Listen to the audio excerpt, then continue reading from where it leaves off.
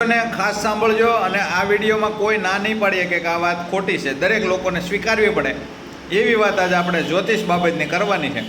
હવે જનરલ મહાનગરોની અંદર મધ્યમ વર્ગીય લોકો જ્યાં રહે છે ત્યાં કામ ધંધે જવા માટે ઘરના લોકો, પુરુષો, જેન્ટ્સ લોકો 7:30, 7:45, 8 અને 8:30 સુધીમાં ઘરનો ઉંબરો ઓળંગી જાય, છોડી જાય, ઘર કામ ધંધે જતા રહે.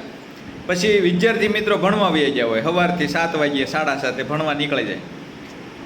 વધી બહેનો ઘેરે કામ કરવા માટે ઘરકામ કરતી બહેનો હોય ને એ હોય છે ઘેરે, ત્યારે 9 વાગ્યે એવા લેભાગુ તત્વો પ્રવેશ કરે, કાસડી વાળીને જ્યોતિષના નામે ઘરનું ઉંમરે આવીને ઊભા રહી જાય આંગણે આવીને, જય રામ બેનજી, જય શ્રી કૃષ્ણ બેનજી. એટલે બેનજી કે જય શ્રી કૃષ્ણ ભાઈ. પછી ચાલુ કરે ભક્તિની 1-2 વાતો. એટલે બેનો છે ને આ હકીકત છે, આ દરેક જગ્યાએ બને છે ને, જેણે જોયું હોય ને એ કહેજો પાછા કે અમે આવું જોયું છે, બેઠે બેઠું ઉતારી દઉં છું.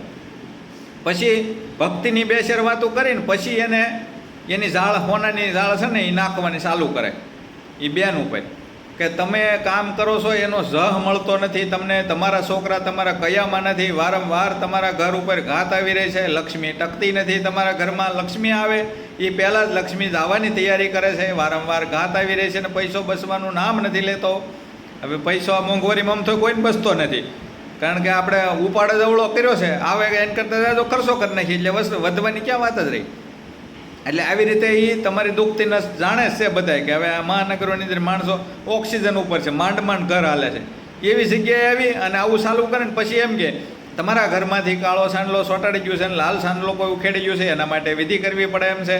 અને આ તમારે ઘણા સમયથી આ પ્રોબ્લેમ ચાલી રહ્યો છે, એટલે ઘણા સમયથી આપણે આ ચાલુ કર્યું છે કે આવી કરતાં જાવક જાજુ ચાલુ કરી દીધું છે, ખર્ચા વધી ગયા છે આપણા દેખાદેખીમાં, એટલે કાંઈ વધ્યું જ નથી. પછી આ લોકોને લાભ મળે. પછી બેન હળુક દઈને પૂછે તો એ વિધિ કરવાના કેટલા થાય, એ વિધિ કરવી હોય તો શું કરવું પડે? તો એ વિધિ અમારે નગ્ન થઈને મહાણમાં કરવી પડે છે શમશાનની અંદર. એ નગ્ન વિધિ રાત્રિના સમયે અંધારી રાત્રે કાળી ચૌદશ નદી કે જે કાળી ચૌદશ એટલે કે આપણે જે અંધારિયામાં કરવાની હોય છે, બરાબર. આવી રીતે આ મારી થોડીક ક્યાંક ભૂલ થાય તો તમે તમારી રીતે સુધારો કરી લેજો. અંધારિયા પખવાડિયું હોય ને અંધારિયાનું, એમાં રાત્રિના દરમિયાન નગ્ન થઈને શમશાનની અંદર આ વિધિ કરવાની હોય છે. એટલે બેનું કે હા, એટલે પછી આ રીતે કરે ચાલુ. અને પછી વિધિના છે ને પૈસા ઝાઝા કે 2500 રૂપિયાથી પછી બેનને એ દર્પણ શાસ્ત્રી જેવા હોય, મોઢું જોઈને એને ખ્યાલ આવી જાય કે આ બેન પાસે કેટલા પૈસા નીકળી.